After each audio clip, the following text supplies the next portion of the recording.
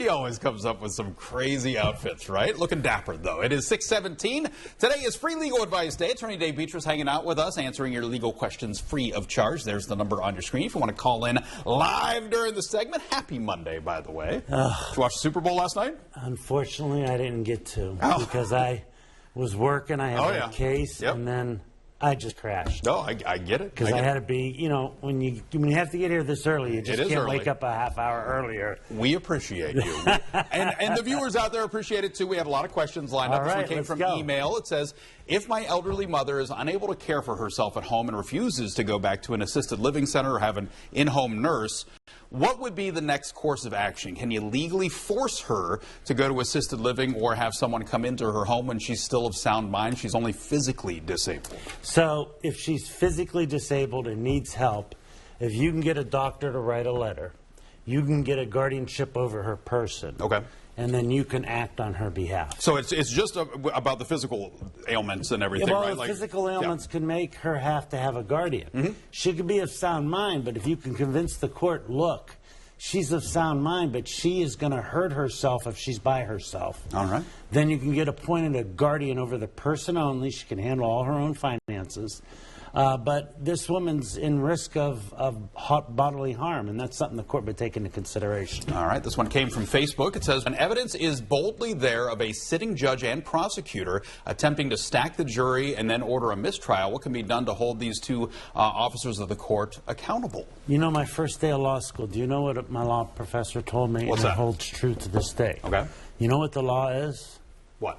The law is what the trial judge says the law is. Okay. To a higher court says it isn't. Okay. And so if the judge is being overly prejudiced, you could file a petition to remove them with the Supreme Court, but you better have other than she treated me or he treated me unfairly excuse. Okay. Well, there you go. The judge is in charge. The judge is in charge. This one also came from Facebook. It says, how do you go after someone in civil court who broke HIPAA law and violated your rights? Now, you pay a lawyer and you file a lawsuit. Well, that's easy enough, right? Yeah.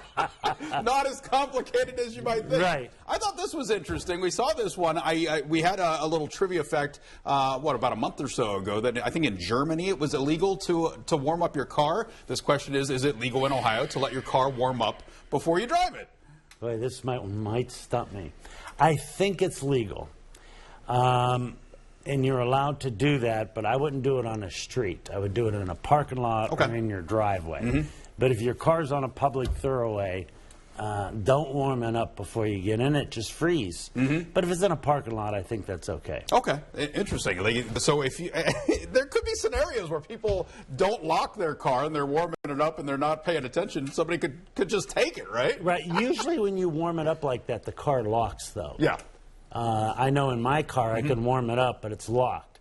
I have to come and unlock it with the key to get in. I don't have the preheating option on my car. I don't use it anyhow. I just get you know what? My car looks no better today than when I was in law school. I thought after 41 years of doing something, my car would actually be clean, not have fast food stuff in it.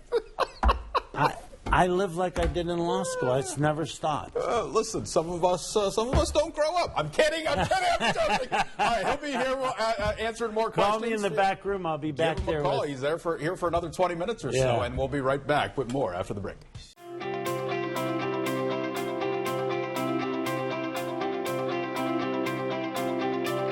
Attorney Dave Betras is back for round 2 of Free Legal Advice Monday. Dave, good morning. Don't tell Steve this. Okay. But I like it when you do my segment better. Why, thank you. Don't tell Steve. I won't tell Steve. All right. Well, he's right there. Hey, Steve. All right. Well, I appreciate it. Well, let's answer some questions for a few people out there. We have an email. A lady said that someone called and said when they walked out of their front door, a massive icicle fell from their apartment. Luckily, they heard the ice falling and it missed them, okay? So with that being said, as a renter at their apartment complex, if it had fallen and hit them, what would have happened? Their neighbor, they have one as well. They told their managers and they're not doing anything about it. If someone gets hurt, injured, or killed, what can happen? All right, so the Supreme Court of Ohio has held, you live in inclement weather, put a helmet on. No, but what I want to say is if they put the landlord on notice, that sort of changes the playing field a little bit. Okay. So if you slip and fall on a natural accumulation of ice and snow, you don't have a case. Okay. But an icicle, that could be different. If they put the homeowner on notice, hey, this icicle fell and it almost killed us, you should do something about it. I think they'd have a case if the property owner did nothing about it and an icicle fell and hurt them. That sort of changes the trajectory of that case. Quickly, do they have to document that they did notify the home? Okay. Absolutely. Yes. Certified mail. Yes. And that way... That makes it stick. Yeah, well, it makes it that you put him on notice. Yeah. So now he knows those icicles are dangerous, so he should do something as the owner of the property to make it so it's not so, all right. Where tenants can get hurt. Yeah, that's it. All right, there you go. You got your answer. All right, now let's receive a call. We have a viewer on the line. Good morning. Hello? Caller, are you there? Hello. Can you... Oh, I hear a little something, Dave. I don't know. Did you hear that? I did. All right. Well... Let's try again. Anything? Okay, well, you did receive a few questions. I did. One of them was actually interesting. Yeah, what was that? I had a caller call me and say, so on two circumstances, your insurance company is not going to be responsible. Someone tried to commit suicide in a car and injured other people. Okay. Their insurance is not going to pay for an intentional act. So if you intentionally hit someone or do something like that, your own insurance isn't going to pay for it. This is why I tell everyone out there, get uninsured motorist coverage. There's so many people that don't have it.